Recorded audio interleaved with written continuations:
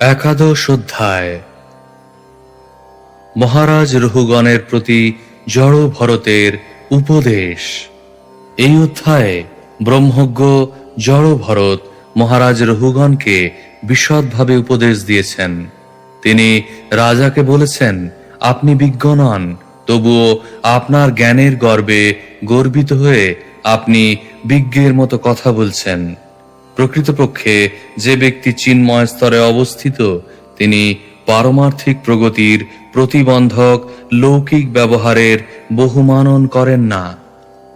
লৌকিক ব্যবহার কর্মকাণ্ডের অন্তর্গত, যা জাগতিক সুখ সুবিধা বিষয়ক। এই সমস্ত কর্মের দ্বারা কেউ কখনো পারমার্থিক উন্নতি সাধন করতে পারে না। বদ্ধজীব জড়া প্রকৃতির গুণের বশীভূত এবং তার ফলে সে কেবল জড়জাগতিক লাভ ক্ষতি এবং শুভ অশুভ ইত্যাদি জড় বিষয়েরই বিচার করে। পক্ষান্তরে বলা যায় যে ইন্দ্রিয় সমূহের নেতা মন জন্ম জন্মান্তর ধরে কেবল জড়জাগতিক কার্যকলাপের বিষয়েই মগ্ন।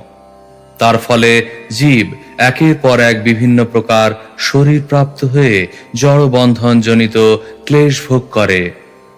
লৌকিক ব্যবহারের ভিত্তি হচ্ছে মনোধর্ম। কারুর মন যদি এই সমস্ত কার্যকলাপে মগ্ন থাকে, তাহলে তাকে অবশ্যই এই জড়জগতে আবদ্ধ থাকতে হয়। মনের বৃত্তি একাদশ প্রকার, কেউ কেউ বলেন দ্বাদশ প্রকার। এই একাদশ চিত্ত বিকার আবার শত সহস্র রূপে প্রকাশ পায়। কৃষ্ণ ভক্তিবিহীন ব্যক্তিরাই এই সমস্ত মানসিক বিকারের অধীন হয়ে মায়ার দ্বারা নিয়ন্ত্রিত হয়। মানসিক বিকার থেকে মুক্ত জীবই শুদ্ধ চিন্ময় স্তর প্রাপ্ত হন, যে স্তরে কোনো জড় কলুষ নেই। ক্ষেত্রজ্ঞ দুই প্রকার, জীবাত্মা এবং পরমাত্মা। পরমাত্মার চরম উপলব্ধি হচ্ছে বাসুদেব বা কৃষ্ণ। তিনি সমস্ত জীবের হৃদয়ে প্রবিষ্ট হয়ে তাদের সমস্ত কার্যকলাপ নিয়ন্ত্রণ করেন। তাই তিনিই হচ্ছেন সমস্ত জীবের পরম আশ্রয়। কেউ যখন সাধারণ মানুষদের অসৎ সঙ্গ থেকে সর্বতোভাবে মুক্ত হন, তখন তিনি পরমাত্মাকে উপলব্ধি করতে পারেন এবং তার সঙ্গে তার নিত্য সম্পর্কের পুনঃপ্রতিষ্ঠা করতে পারেন। এইভাবে জীব সংসার সমুদ্র অতিক্রম করতে পারেন। বদ্ধ জীবনের কারণ হচ্ছে বহিরঙ্গা শক্তির প্রতি আসক্তি। মনকে জয় করতে না পারলে কখনো জড় জগতের দুঃখ দুর্দশা থেকে মুক্ত হওয়া যায় না। যদিও মনের কার্যকলাপের কোনো মূল্য নেই, তবুও তার প্রভাব অত্যন্ত ভয়ঙ্কর। মনকে সংযত করতে কখনো অবহেলা করা উচিত নয়। মনকে প্রশ্রয় দিলেই তা এতই শক্তিশালী হয়ে ওঠে যে তৎক্ষণাৎ স্বরূপ বিস্মৃতি হয়। জীব যখন ভুলে যায় যে সে শ্রীকৃষ্ণের নিত্যদাস এবং শ্রীকৃষ্ণের সেবাই তার একমাত্র ধর্ম, তখন জড়া প্রকৃতির প্রভাবে তার সর্বনাশ হয় এবং সে ইন্দ্রিয়ের দাসে পরিণত হয়। ভগবান এবং তার ভক্তের সেবারূপ তরবারির দ্বারা মনকে সংহার করতে হয়। গুরু কৃষ্ণ প্রসাদে পায় ভক্তিলতা বীজ। শ্লোক 1।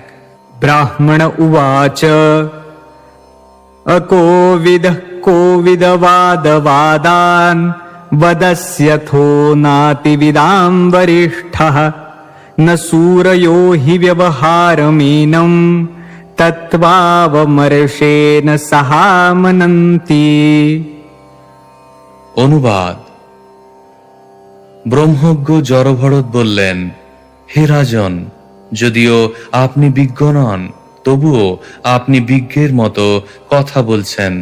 অতএব আপনি বিজ্ঞদের মধ্যে শ্রেষ্ঠ ব্যক্তি নন। অভিজ্ঞ ব্যক্তি কখনো আপনার মতো প্রভুভৃত্য অথবা জড় সুখ দুঃখের সম্পর্কের কথা বলেন না। এইগুলি কেবল বাহ্যিক কার্যকলাপ। তত্ত্বজ্ঞান সমন্বিত অভিজ্ঞ ব্যক্তি কখনো এইভাবে কথা বলেন না। তাৎপর্য: শ্রীকৃষ্ণ অর্জুনকে এইভাবে তিরস্কার করেছিলেন, অশোচ্যান্নন্ন শৌচস্তং প্রজ্ঞাবাদংশ্চ ভাষসে। তুমি প্রাজ্ঞের মতো কথা বলছো, অথচ সেই সঙ্গে যে বিষয়ে শোক করা উচিত নয় সেই বিষয়ে শোক করছো। ভগবদ্গীতা 2:11। তেমনি মানুষের মধ্যে প্রায় 99.9% ব্যক্তি প্রাজ্ঞের মতো উপদেশ দেয়, কিন্তু তারা আত্মজ্ঞান শূন্য। তাই তারা যা বলে তা শিশুর প্রলাপের মতো। তার ফলে তাদের কথায় কোনো গুরুত্ব দেওয়া যায় না। কৃষ্ণ অথবা তার ভক্তের কাছ থেকে শিক্ষা লাভ করতে হয়। কেউ যদি সেই অভিজ্ঞতার ভিত্তিতে কথা বলেন, অর্থাৎ দিব্য জ্ঞানের ভিত্তিতে কথা বলেন, তাহলে তাঁর সেই বাণী যথার্থই মূল্যবান। বর্তমান সময় সারা পৃথিবী মূর্খ মানুষে পূর্ণ। ভগবদ্গীতায় এদের বলা হয়েছে মূঢ়। তারা মানব সমাজের উপর আধিপত্য করতে চায়, কিন্তু যেহেতু তারা তত্ত্বজ্ঞানহীন, তাই আজ সারা পৃথিবী জুড়ে বিশৃঙ্খলা শুরু হয়েছে। এই দুর্দশাপূর্ণ অবস্থা থেকে মুক্ত হতে হলে কৃষ্ণ ভক্ত হতে হবে এবং জড় ভরত, ভগবান শ্রীকৃষ্ণ এবং কপিল দেবের মতো মহাত্মাদের কাছ থেকে শিক্ষা গ্রহণ করতে হবে। জড়জাগতিক জীবনের সমস্ত সমস্যা সমাধান করার এটিই হচ্ছে একমাত্র উপায়। শ্লোক 2। तथैव राजन्मुरुगार्हमेधवितान विद्योरुविजृम्भितेषु न वेदवादेषु हि तत्त्ववादः प्रायेण शुद्धोऽनुचकास्ति साधुः। অনুবাদ: হে রাজন, প্রভু, ভৃত্য, রাজা, প্রজা ইত্যাদি প্রসঙ্গে যে কথা তা কেবল জড়জাগতিক বিষয়ের কথা। যারা বেদবিহিত জড় কার্যকলাপে আগ্রহী তারা কেবল যজ্ঞ অনুষ্ঠান করে এবং জড়জাগতিক বিষয়ের প্রতি শ্রদ্ধালু থেকে সন্তুষ্ট থাকে। এই প্রকার ব্যক্তিদের অবশ্যই আধ্যাত্মিক উন্নতি হয় না। তাৎপর্য: এই শ্লোকটিতে বেদবাদ এবং তত্ত্ববাদ শব্দ দুটি তাৎপর্যপূর্ণ। ভগবদ্গীতার বর্ণনা অনুসারে যারা কেবল বেদের প্রতি আসক্ত অথচ বেদ বা বেদান্ত সূত্রের উদ্দেশ্য হৃদয়ঙ্গম করতে পারে না, তাদের বলা হয় বেদবাদরতা। यामिमां पुष्पितां वाचं प्रवदन्त्यविपश्चितः वेदवादरतः पार्थ नान्यदस्तीति वादिनः कामात्मानः स्वर्गपराजन्म कर्म फलप्रदां क्रियाविशेषबहुलां भोगैश्वर्यगतिं प्रति। অল্প বুদ্ধি সম্পন্ন মানুষেরা বেদের আলংকরিক বাক্যের প্রতি অত্যন্ত আসক্ত, যাতে স্বর্গলোকে উন্নতি, উচ্চকুলে জন্ম, ঐশ্বর্য ভোগ ইত্যাদি নানা প্রকার সকাম কর্মের বিধান রয়েছে। ইন্দ্রিয় সুখভোগ এবং ঐশ্বর্যের বাসনার ফলে তারা বলে যে তার থেকে শ্রেষ্ঠ আর কিছু নেই। ভগবদ্গীতা 2:42-43। বেদবাদরত ব্যক্তিরা সাধারণত কর্মকাণ্ডের প্রতি আসক্ত হয়ে বৈদিক নির্দেশ অনুসারে যজ্ঞ অনুষ্ঠান করে। তার ফলে তারা উচ্চতর লোকে উন্নীত হয়। তারা সাধারণত চাতুর্মাস্য আদি ব্রত অনুষ্ঠান করে। অক্ষয়ং হ বৈ চাতুর্মাস্যজাজিন সুকৃতং ভবতি। যারা চাতুর্মাস্য যজ্ঞ অনুষ্ঠান করে তারা পুণ্য অর্জন করে। পুণ্য অর্জনের ফলে মানুষ উচ্চতর লোকে উন্নীত হতে পারে। ঊর্ধ্বং গচ্ছন্তি সত্যস্থা। কিছু মানুষ উন্নততর জীবন লাভের উদ্দেশ্যে বেদের কর্মকাণ্ডের অনুষ্ঠান করে। অন্য কেউ আবার যুক্তি প্রদর্শন করে যে তা বেদের উদ্দেশ্য নয়। তৎ যথৈ বেহ কর্মজিত লোক ক্ষীয়তে এবমেব মূত্র পুণ্যজিত লোক ক্ষীয়তে। এই জগতে কেউ সম্ভ্রান্ত কুলে জন্মগ্রহণ করে, বিদ্যা অর্জন করে, সুন্দর শরীর লাভ করে অথবা অনেক ধন সম্পদ প্রাপ্ত হয়ে জাগতিক উন্নতি লাভ করতে পারে, এগুলি পূর্বজীবনে অর্জিত পুণ্যের ফল। কিন্তু পুণ্যকর্মের সঞ্চয় শেষ হয়ে গেলে এগুলিও শেষ হয়ে যাবে। আমরা যদি পুণ্যকর্মের প্রতি আসক্ত হই, তাহলে পরবর্তী জীবনে এই ধরনের জাগতিক সুযোগ সুবিধাগুলি লাভ করতে পারি অথবা স্বর্গলোকে উন্নীত হতে পারি। কিন্তু কোনো এক সময় আবার তা শেষ হয়ে যাবে। ক্ষীণে পুণ্যে মর্তলোকং বিশন্তি, ভগবদ্গীতা 9:21। পুণ্যকর্মের সঞ্চয় যখন শেষ হয়ে যায়, তখন আবার এই মর্তলোকে ফিরে আসতে হয়। বৈদিক নির্দেশ অনুসারে পুণ্যকর্মের অনুষ্ঠান বেদের প্রকৃত উদ্দেশ্য নয়। বেদের প্রকৃত উদ্দেশ্য ভগবদ্গীতায় বিশ্লেষণ করা হয়েছে। বেদৈশ্চ সর্বৈরহমেব বেদ্য। বেদের প্রকৃত উদ্দেশ্য হচ্ছে পরমেশ্বর ভগবান শ্রীকৃষ্ণকে জানা। যারা বেদবাদী তাদের জ্ঞান প্রকৃতপক্ষে উন্নত নয়, আর যারা জ্ঞানকাণ্ডের অনুগামী ব্রহ্মবাদী তারাও বেদের প্রকৃত তত্ত্ব হৃদয়ঙ্গম করতে পারে না। কিন্তু কেউ যখন উপাসনাকাণ্ডের স্তরে পরমেশ্বর ভগবানের আরাধনা করেন, তিনি পূর্ণরূপে বৈদিক জ্ঞান হৃদয়ঙ্গম করতে পেরেছেন। আরাধনানাং সর্বৈষাম বিষ্ণুরারাধনং পরম। বেদে বিভিন্ন দেবদেবীর পূজা এবং যজ্ঞ অনুষ্ঠানের কথা অবশ্যই উল্লেখ করা হয়েছে, কিন্তু সেই সমস্ত অনুষ্ঠান নিকৃষ্ট স্তরের, কারণ সেই সমস্ত অনুষ্ঠানকারীরা জানে না যে চরম লক্ষ্য হচ্ছেন বিষ্ণু। নতে বিদু স্বার্থগতিং হি বিষ্ণুম। কেউ যখন বিষ্ণুর আরাধনম অথবা ভক্তিযোগের স্তরে উন্নীত হন, তখন তিনি জীবনের প্রকৃত সিদ্ধি লাভ করেন। তা না হলে বেদের ভাষায় তারা তত্ত্ববাদী নয়, তারা বেদবাদী। তারা বৈদিক নির্দেশের অন্ধ অনুগামী। বেদবাদী যতক্ষণ পর্যন্ত না তত্ত্ববাদী হন, ততক্ষণ পর্যন্ত তিনি জড় জগতের কলুষ থেকে মুক্ত হতে পারেন না। তত্ত্ব উপলব্ধিও হয় 3 স্তরে: ব্রহ্মেতি, পরমাত্মেতি, ভগবানীতি শব্দতে। তত্ত্ব উপলব্ধির স্তরে উন্নীত হওয়া সত্ত্বেও যতক্ষণ পর্যন্ত ভগবান শ্রী বিষ্ণু বা বিষ্ণু তত্ত্বের আরাধনা না হয়, ততক্ষণ পর্যন্ত তাদের তত্ত্বজ্ঞান পূর্ণ হয় না। বহুনাং জন্ম নামন্তে জ্ঞানবান মাং প্রপদ্যাতে। বহু জন্ম জন্মান্তরের পর যিনি প্রকৃত জ্ঞানবান, তিনি শ্রীকৃষ্ণের শরণাগত হন। অতএব মূল কথা হচ্ছে যে অল্প বুদ্ধি সম্পন্ন মানুষেরা তাদের সীমিত জ্ঞানের মাধ্যমে ভগবান, পরমাত্মা অথবা ব্রহ্মকে জানতে পারে না। কিন্তু বেদ অধ্যয়ন করার পর পরম তত্ত্ব হৃদয়ঙ্গম করার মাধ্যমে কেউ যখন পরমেশ্বর ভগবানকে জানতে পারেন, তিনি পূর্ণ জ্ঞান লাভ করেছেন। শ্লোক 3। न तस्य तत्त्वग्रहणाय साक्षाद्वरीयसीरपि वाचः समासन् स्वप्ने निरुक्त्या गृहमेधि सौख्यं न यस्य हेयानुमितं स्वयं स्यात्।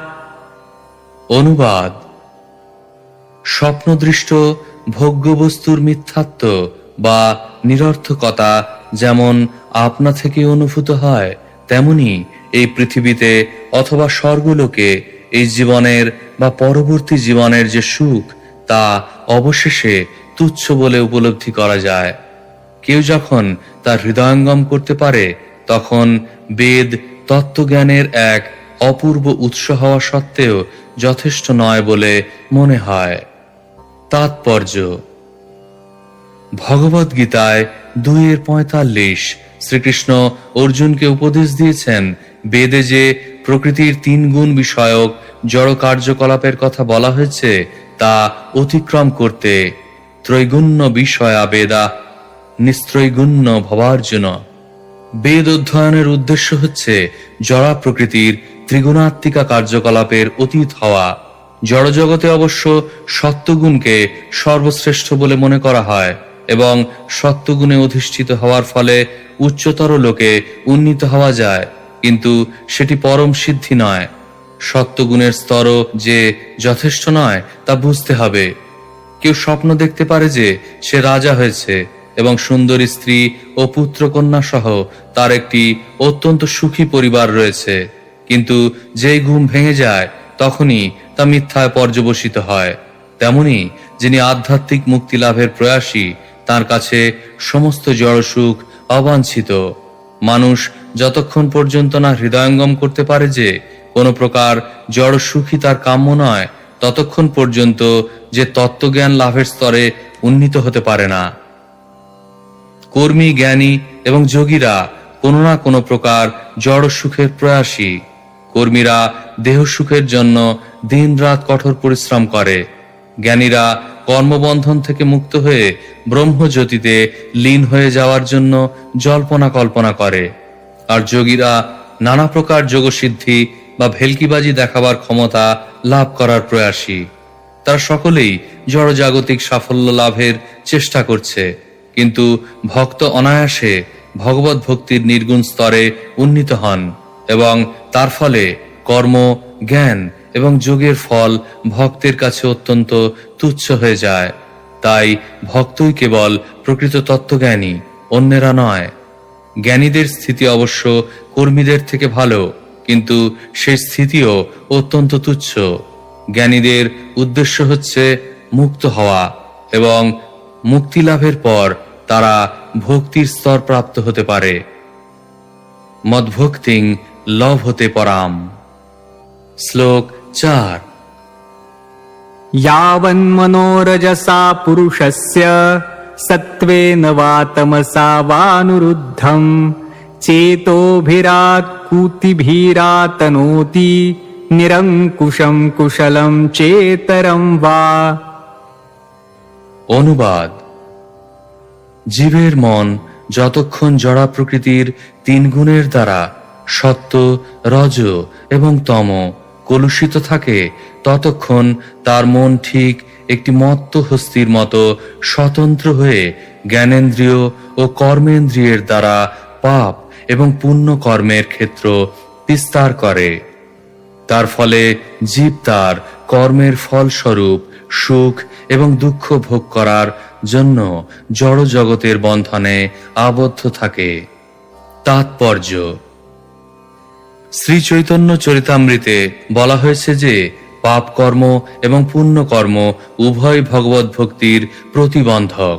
ভক্তির অর্থ হচ্ছে জড় জগতের বন্ধন থেকে মুক্তি, কিন্তু পাপ এবং পুণ্য কর্মের ফল হচ্ছে জড় জগতের বন্ধন। মন যদি বেদোক্ত পুণ্য কর্মের দ্বারা মোহিত হয়, তাহলে চিরকাল অজ্ঞানের অন্ধকারেই আচ্ছন্ন থাকতে হয় এবং তখন আর চিন্ময় স্তরে উন্নীত হওয়ার সম্ভাবনা থাকে না। তমগুণ থেকে রজগুণে অথবা রজগুণ থেকে সত্যগুণে চেতনার পরিবর্তন সাধনের ফলে প্রকৃতপক্ষে সমস্যার সমাধান হয় না। ভগবদ গীতায় 14:26 সেই সম্বন্ধে বলা হয়েছে, সগুণান সমতিত্বৈতান ব্রহ্মভুয়ায় কল্পতে। অবশ্যই চিন্ময় স্তরে উন্নীত হতে হবে, তা না হলে জীবনের উদ্দেশ্য কখনোই সাফল্যমণ্ডিত হবে না। শ্লোক 5। सवासनात्मा विषयोपरक्तो गुणप्रवाहो विकृतः षोडशात्मा बिभ्रत्पृथं नामभिरूपभेदम् अन्तर्बहिष्त्वं च पुरैस्तनोति। অনুবাদ: মন যতক্ষণ পাপ এবং পুণ্য কর্মের বাসনায় মগ্ন থাকে, ততক্ষণ তা স্বাভাবিকভাবেই কাম, ক্রোধ আদির দ্বারা বিকারগ্রস্ত হয়। এইভাবে তা ইন্দ্রিয় সুখ ভোগের প্রতি আকৃষ্ট হয়। অর্থাৎ মন সত্য, রজ এবং তম গুণের দ্বারা পরিচালিত হয়। একাদশ ইন্দ্রিয় এবং পঞ্চমহাভূত, এই ষোড়শ উপাদানের মধ্যে মন হচ্ছে প্রধান। তাই মনেরই জন্য দেব, নর, পশু, তির্যক আদি বিভিন্ন প্রকার শরীর লাভ হয়। উৎকৃষ্ট অথবা নিকৃষ্ট স্তরে মনের স্থিতি অনুসারে জীবের জড় দেহ লাভ হয়। তাৎপর্য: জড়া প্রকৃতির গুণের প্রভাবে মন কলুষিত হওয়ার ফলে জীবকে 84 লক্ষ বিভিন্ন যোনিতে দেহান্তরিত হতে হয়। মনের প্রভাবে আত্মা পুণ্য অথবা পাপ কর্মের অধীন হয়। জড় অস্তিত্ব ভবসমুদ্রের তরঙ্গে হাবুডুবু খাওয়ার মতো। সেই সম্পর্কে শ্রীল ভক্তিবিনোদ ঠাকুর বলেছেন, মিছে মায়ার বশে যাচ্ছ ভেসে, খাচ্ছ হাবুডুবু ভাই। সেই কথা প্রতিপন্ন করে ভগবদ গীতাতেও বলা হয়েছে, प्रकृते क्रियमाणानि गुणैकर्माणि सर्वशः अहंकार विमूढात्मा कर्ताहमिति मन्यते। জড়া প্রকৃতির গুণের প্রভাবে মোহিত হয়ে বদ্ধ জীব নিজেকে সমস্ত কার্যের কর্তা বলে মনে করে। প্রকৃতপক্ষে সেই সমস্ত কার্য সাধিত হয় জড়া প্রকৃতির দ্বারা। ভগবদ গীতা 3:27। জড়জাগতিক অস্তিত্বের অর্থ হচ্ছে সম্পূর্ণরূপে জড়া প্রকৃতির দ্বারা নিয়ন্ত্রিত হওয়া। মন জড়া প্রকৃতির আদেশ অঙ্গীকার করার কেন্দ্র। এইভাবে জীব বিভিন্ন প্রকার শরীরে অনাদিকাল ধরে দেহান্তরিত হচ্ছে। কৃষ্ণ ভুলি সেই জীব অনাদি বহির্মুখ, অতএব মায়া তারে দেয় সংসার দুঃখ। চৈতন্য চরিতামৃত মধ্যলীলা 20:117।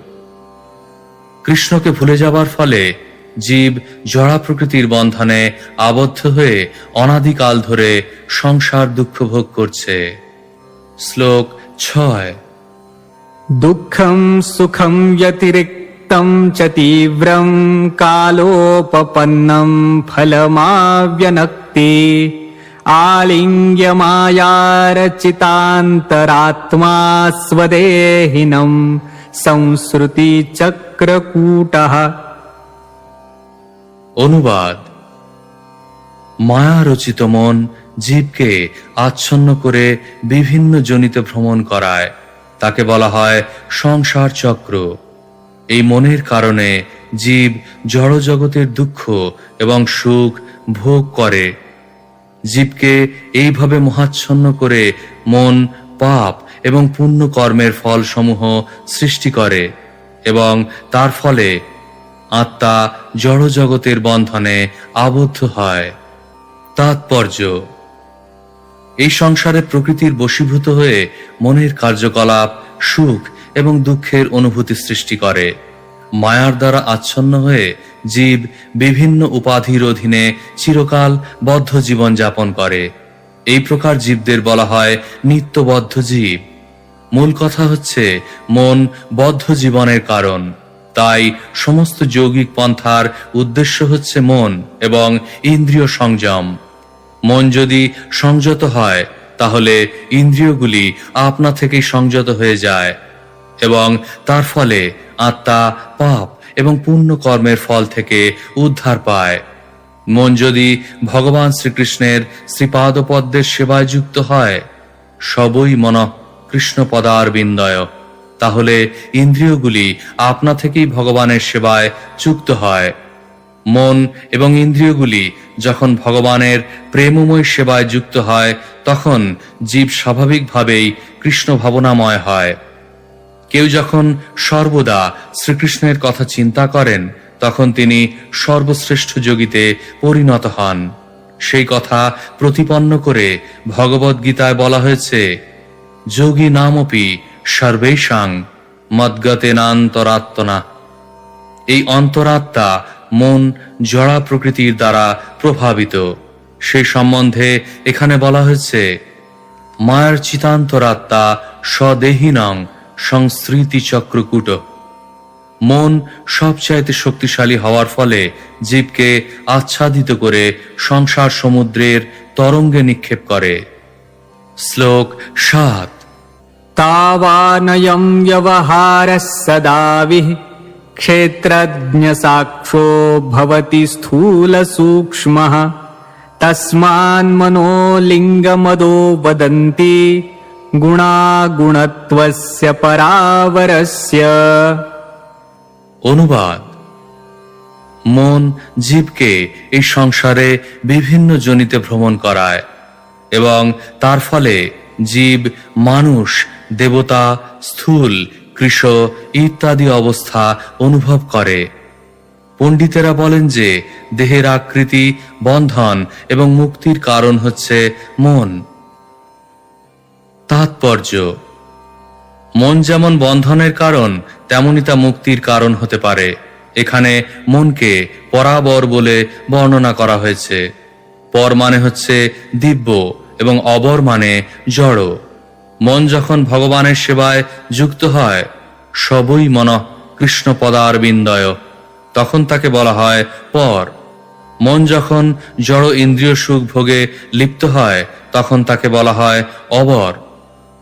বর্তমানে আমাদের বদ্ধ অবস্থায় আমাদের মন সম্পূর্ণরূপে ইন্দ্রিয় তৃপ্তির চেষ্টায় মগ্ন, কিন্তু ভগবত ভক্তির অনুশীলনের দ্বারা তাকে পবিত্র করে তার আদি কৃষ্ণ ভাবনাময় স্তরে তাকে নিয়ে আসা যায়।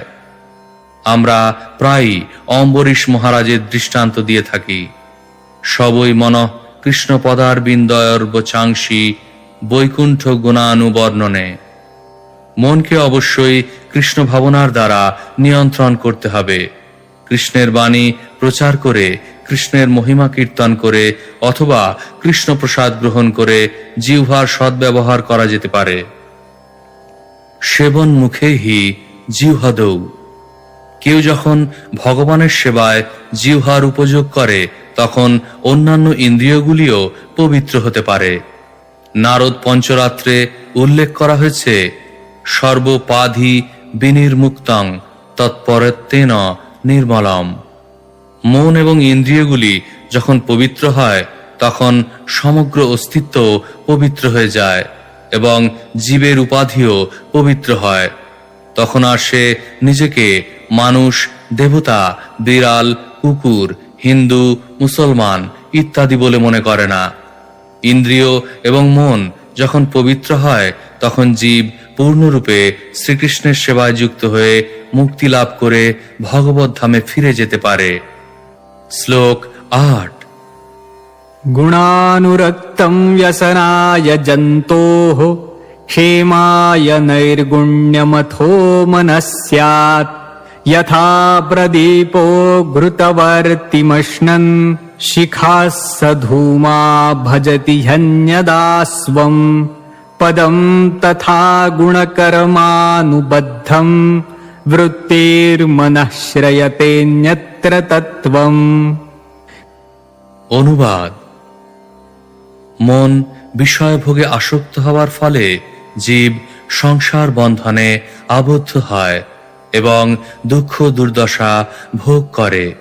কিন্তু মন যখন জড় সুখ ভোগের প্রতি অনাসক্ত হয়, তখন তা তার মুক্তির কারণ হয়। দ্বীপের পোলতে যখন ঠিকমতো জ্বলে না, তখন তা থেকে কালো ধোঁয়া বেরোয়, কিন্তু তা যখন ঘৃতপূর্ণ হয়ে যথাযথভাবে জ্বলতে থাকে, তখন তা থেকে উজ্জ্বল শুভ্র দীপ্তি প্রকাশিত হয়। তেমনি মন যখন ইন্দ্রিয় সুখ ভোগের প্রতি আসক্ত থাকে, তখন তা দুঃখ দুর্দশার কারণ হয়, এবং মন যখন বিষয় বাসনা থেকে মুক্ত হয়, তখন কৃষ্ণ ভাবনার দীপ্তি প্রকাশ পায়। তাৎপর্য: তাই সিদ্ধান্ত করা হয়েছে যে মনই হচ্ছে বন্ধনের কারণ, আবার মুক্তির কারণ। এই জড়জগতে মনের জন্যই সকলে দুঃখ কষ্ট ভোগ করছে। তাই মনকে যথাযথভাবে শিক্ষা দেওয়া বা জড় আসক্তি থেকে মুক্ত করে সর্বতোভাবে ভগবানের সেবায় যুক্ত করা উচিত। একে বলা হয় চিন্ময় বৃত্তি।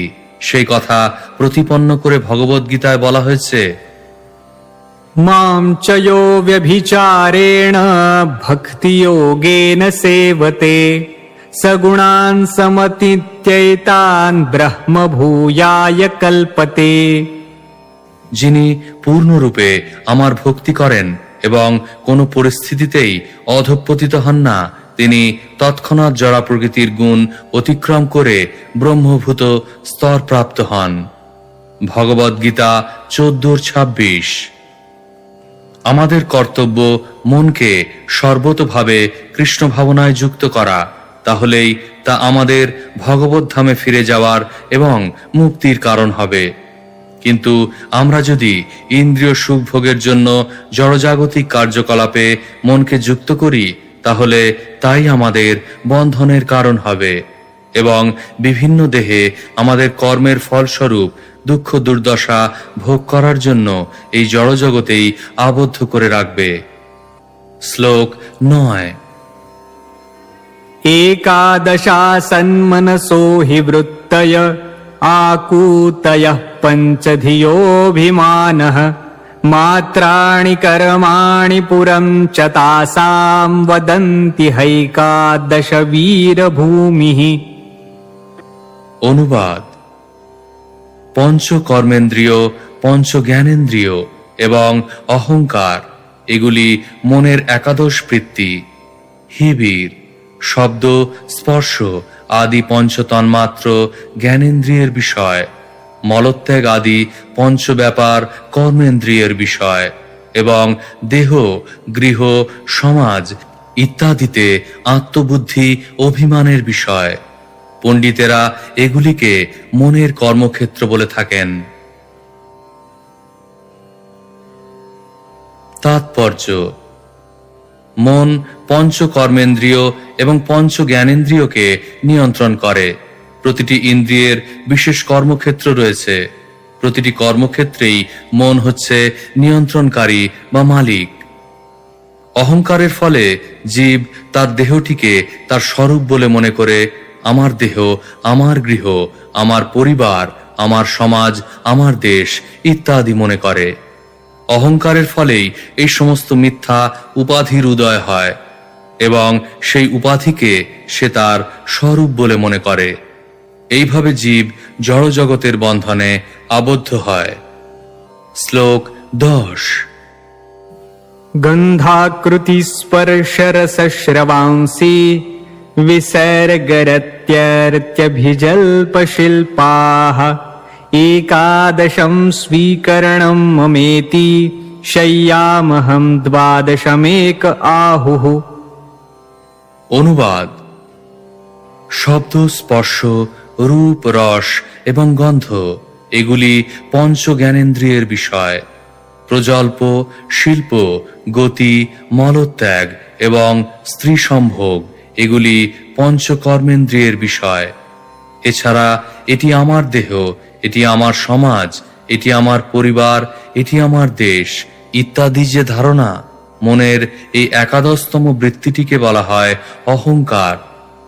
কোনো কোনো দার্শনিকের মতে এটি দ্বাদশতম বৃত্তি এবং তার কার্যক্ষেত্র হচ্ছে এই শরীর।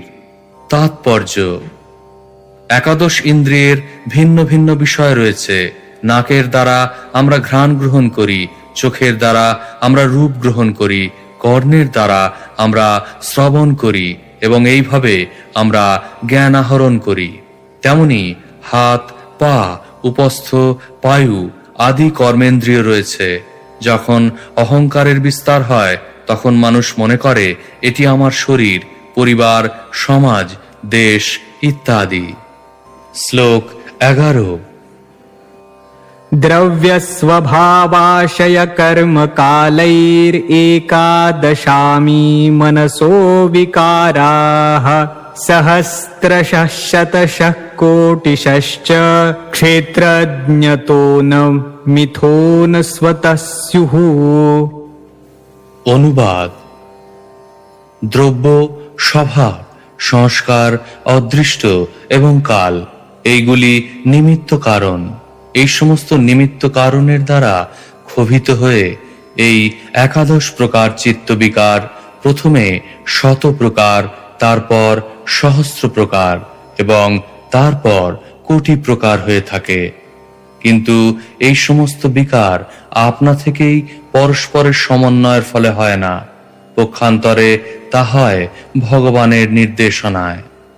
তাৎপর্য: কখনো মনে করা উচিত নয় যে স্থূল এবং সূক্ষ্ম জড় উপাদানগুলির মিথস্ক্রিয়া যা মন এবং চেতনার পরিবর্তন সাধন করে তা স্বতন্ত্রভাবে কাজ করছে, তা ক্রিয়া করে ভগবানের নির্দেশনায়। ভগবদ গীতায় 15:15 শ্রীকৃষ্ণ বলেছেন যে ভগবান সকলেরই হৃদয়ে বিরাজ করছেন। সর্বস্ব চাহং হৃদি সন্নিবিষ্টমাত্র স্মৃতির জ্ঞান মহপনং চ। এখানে উল্লেখ করা হয়েছে যে পরমাত্মা ক্ষেত্রজ্ঞ সবকিছু পরিচালনা করছেন, জীবও ক্ষেত্রজ্ঞ, কিন্তু পরম ক্ষেত্রজ্ঞ হচ্ছেন পরমেশ্বর ভগবান। তিনি সাক্ষী এবং পরিচালক, তার পরিচালনায় সবকিছু সংগঠিত হয়। জীবের বিভিন্ন প্রবণতাগুলি তার স্বভাব অথবা তার বাসনা থেকে উৎপন্ন হয় এবং সে ভগবানের প্রতিনিধি জড়া প্রকৃতির দ্বারা শিক্ষিত হয়। শরীর, প্রকৃতি এবং জড় উপাদানগুলি ভগবানের পরিচালনার অধীন, সেগুলি আপনা থেকেই কার্য করে না। প্রকৃতি স্বতন্ত্র নয় অথবা স্বয়ংক্রিয় নয়। ভগবদ্গীতায় প্রতিপন্ন হয়েছে যে ভগবান হচ্ছেন প্রকৃতির অধ্যক্ষ। मय्याध्यक्षेण प्रकृतिः सूयते सचराचरम् हेतुनानेन कौन्तेय जगद्विपरिवर्तते। হে কৌন্তেয়, এই প্রকৃতি আমার নির্দেশনায় পরিচালিত হয়ে সমস্ত স্থাবর এবং জঙ্গম প্রাণীদের উৎপন্ন করে। সেই নিয়মের দ্বারা এই জগৎ পুনঃ পুনঃ সৃষ্টি হয় এবং ধ্বংস হয়। ভগবদ্গীতা 9:10, শ্লোক 12।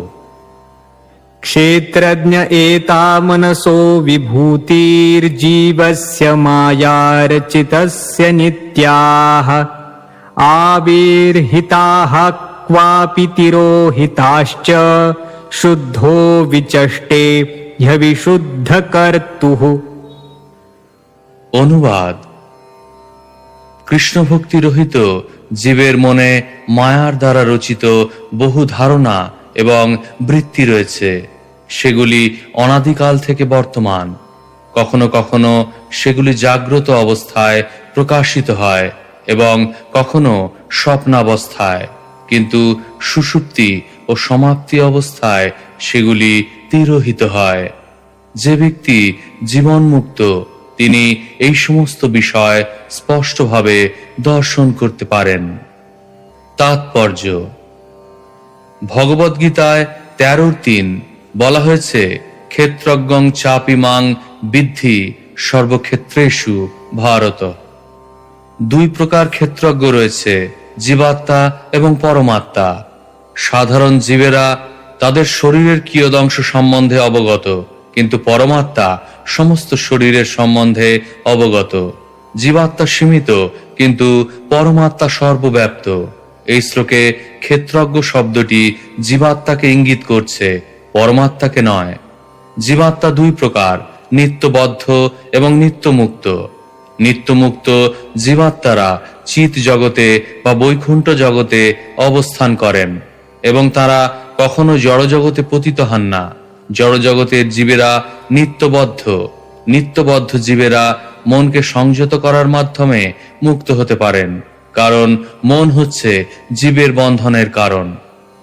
মনকে যখন যথাযথভাবে শিক্ষা দেওয়া হয় এবং আত্মা যখন তার ফলে আর মনের নিয়ন্ত্রণাধীন থাকে না, তখন আত্মা এই জড়জগতে অবস্থান করা সত্ত্বেও মুক্ত হতে পারে। আত্মা যখন মুক্ত হয় তখন তাকে বলা হয় জীবন মুক্ত।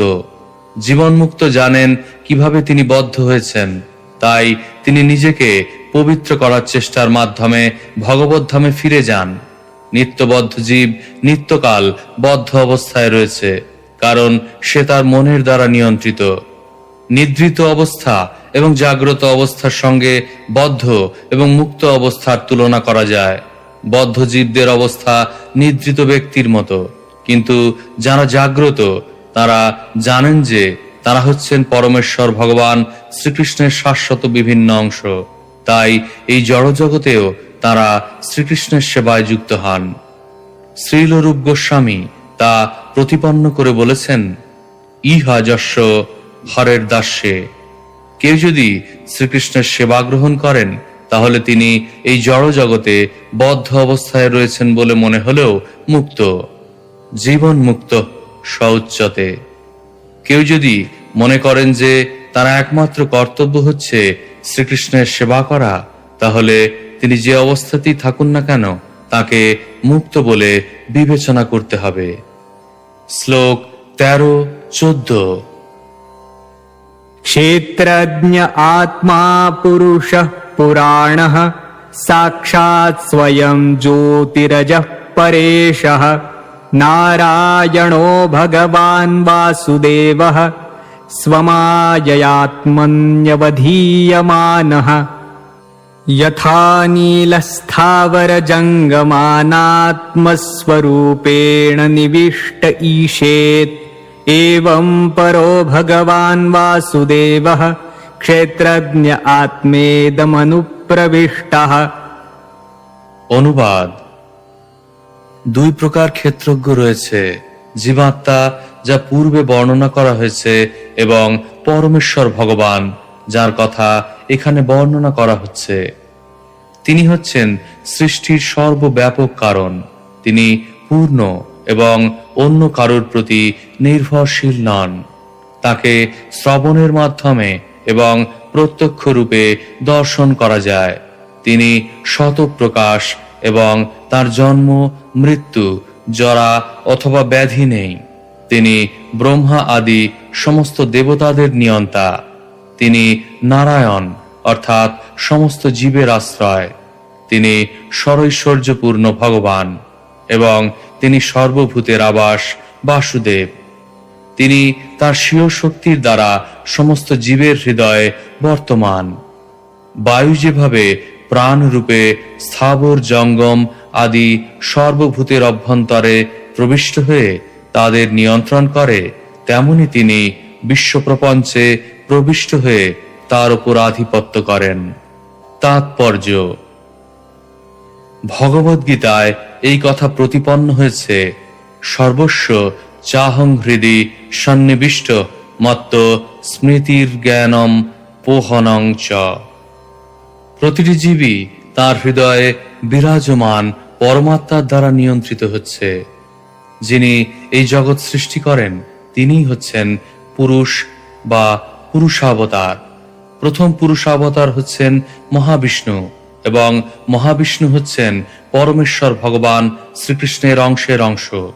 শ্রীকৃষ্ণের প্রথম প্রকাশ হচ্ছেন বলদেব এবং তার দ্বিতীয় প্রকাশ হচ্ছেন বাসুদেব, শঙ্কর্ষণ, প্রদ্যুম্ন এবং অনিরুদ্ধ। বাসুদেব হচ্ছেন ব্রহ্মজ্যোতির মূল কারণ এবং ব্রহ্মজ্যোতি হচ্ছে বাসুদেবের দেহ নির্গত রশ্মিচ্ছটার বিস্তার। यस्य प्रभा प्रभवतो जगदण्डकोटिकोटिष्वशेषवसुधादिविभूतिभिन्नम् तद्ब्रह्म निष्कलमनन्तमशेषभूतम् गोविन्दमादिपुरुषं तमहं भजामि। আমি আদি পুরুষ গোবিন্দের ভজনা করি, যিনি অসীম শক্তি সম্পন্ন। তার চিন্ময় রূপের কিরণ হচ্ছে ব্রহ্মজ্যোতি, যা পরম, পূর্ণ ও অনন্ত এবং যার থেকে কোটি কোটি ব্রহ্মাণ্ডে বিভিন্ন ঐশ্বর্য সমন্বিত অসংখ্য গ্রহলোক প্রকাশিত হয়। ব্রহ্ম সংহিতা 5:40। ভগবদ্গীতায় ভগবানের বর্ণনা এইভাবে করা হয়েছে: मया ततमिदं सर्वं जगदव्यक्तमूर्तिना मत्स्थानि सर्वभूतानि न चाहं तेष्वस्थितः। আমার অব্যক্ত রূপের দ্বারা সমগ্র জগৎ ব্যক্ত। সমস্ত জীব আমার মধ্যে অবস্থিত, কিন্তু আমি তাদের মধ্যে নই। ভগবদ্গীতা 9:4। এই হচ্ছে ভগবান শ্রীকৃষ্ণের অংশ সর্বব্যাপ্ত বাসুদেব, শঙ্কর্ষণ, প্রদ্যুম্ন এবং অনিরুদ্ধের স্থিতি। শ্লোক 15। न यावदेतां तनुभृन्नरेन्द्र विधूयमायां वयुनोदयेन विमुक्तसङ्गोजितषट्सपत्नो वेदात्मतत्त्वं भ्रमतीह तावत्। অনুবাদ: হে রাজা রহুগণ, দেহধারী বদ্ধজীব যতক্ষণ পর্যন্ত জড় সুখভোগের কলুষ থেকে মুক্ত না হয় এবং তার 6টি শত্রুকে জয় করে আত্মজ্ঞান জাগরিত করার মাধ্যমে আত্মতত্ত্ব অবগত না হয় ততক্ষণ পর্যন্ত তাকে এই জড় জগতে বিভিন্ন যোনিতে ভ্রমণ করতে হয়। তাৎপর্য: মন যখন দেহাত্মবুদ্ধিতে মগ্ন থাকে তখন জীব মনে করে যে সে কোনো রাষ্ট্রের, দেশের, পরিবারের অথবা জাতির অন্তর্ভুক্ত। এগুলিকে বলা হয় উপাধি, এবং এই উপাধিগুলি থেকে মুক্ত হওয়া জীবের কর্তব্য। সর্বোপাধি বিনির্মুক্তম।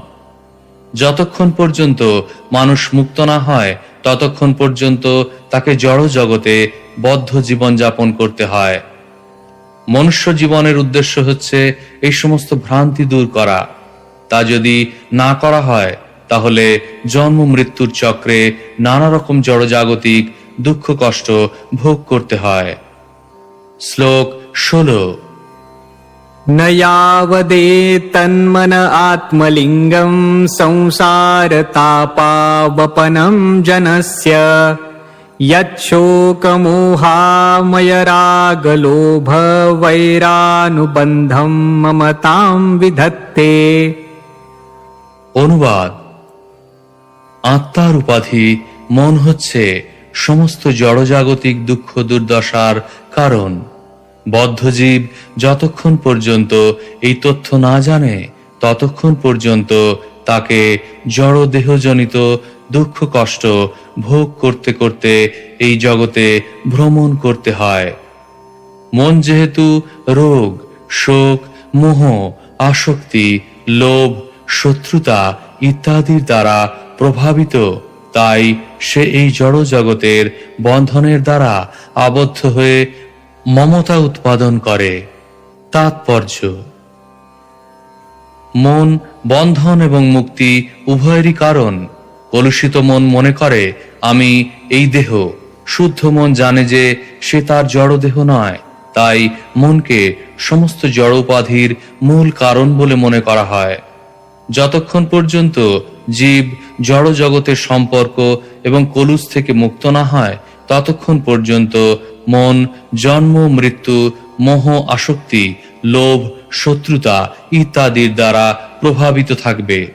এইভাবে জীব জড় জগতের বন্ধনে আবদ্ধ হয়ে জাগতিক ক্লেশ ভোগ করে। শ্লোক 17। भ्रातृव्यमेनं तददभ्रवीर्यम् उपेक्षयाध्येधितमप्रमत्तः गुरोर्हरेश्चरणोपासनास्त्रो जहिव्यलीकं स्वयमात्ममोषम्। অনুবাদ: এই অসংযত মন জীবের পরম শত্রু। তাকে উপেক্ষা করলে অথবা সুযোগ দিলে তা প্রবল থেকে প্রবলতর হয়ে দুর্দমনীয় হয়ে ওঠে। যদিও তা বাস্তব নয়, তবুও তা অত্যন্ত বলবান। তা জীবের স্বরূপ আচ্ছাদিত করে রাখে। হে রাজন, দয়া করে শ্রী গুরুদেব এবং পরমেশ্বর ভগবানের শ্রী পাদপদ্মের সেবারূপ অস্ত্রের দ্বারা এই মনকে জয় করার চেষ্টা করুন। অত্যন্ত সাবধানতার সঙ্গে এই কর্তব্য সম্পাদন করুন। তাৎপর্য: মনকে জয় করার একটি সহজ অস্ত্র হচ্ছে উপেক্ষা। মন আমাদের সর্বদা উপদেশ দিচ্ছে এটা করো, ওটা করো। তাই মনের আদেশ অবজ্ঞা করতে আমাদের খুব দক্ষ হতে হবে। ধীরে ধীরে মনকে আত্মার আদেশ পালন করার শিক্ষা দিতে হবে। এই নয় যে মনের আদেশ মানতে হবে। শ্রীল ভক্তি সিদ্ধান্ত সরস্বতী ঠাকুর বলতেন যে মনকে সংযত করার জন্য ঘুম থেকে উঠেই তাকে পাদুকার দ্বারা বহুবার প্রহার করতে হবে এবং ঘুমাতে যাবার পূর্বে পুনরায় তাকে ঝাঁটা দিয়ে প্রহার করতে হবে।